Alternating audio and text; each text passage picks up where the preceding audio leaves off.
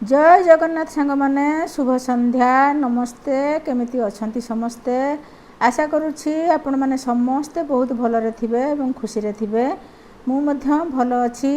आज पुणी एक नूतन कविता जीवन रथ आसंतु ताहले मु पढ़ी सुनाउछि मोर से कविता जीवन रथ मो हेलाणी पुरुणा गडु नाही जमा आउ चक अख सबु लागिलाणी उई जीवनटा थाउ थाउ मरामती पाई बळु नाही मन जेमिथि चालुची चालू पचारुछि खाली कालिया मु तते काहेकि एमिति कलु कि अपराध मु करिथिली तोर देलु मते एते दुख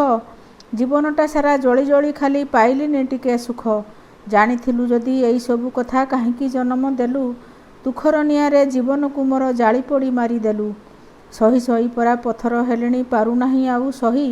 कौ दिन मते नेबुत पाखकु कहि दे थरे तुही। लेखिका सुरभिराणी पुकुन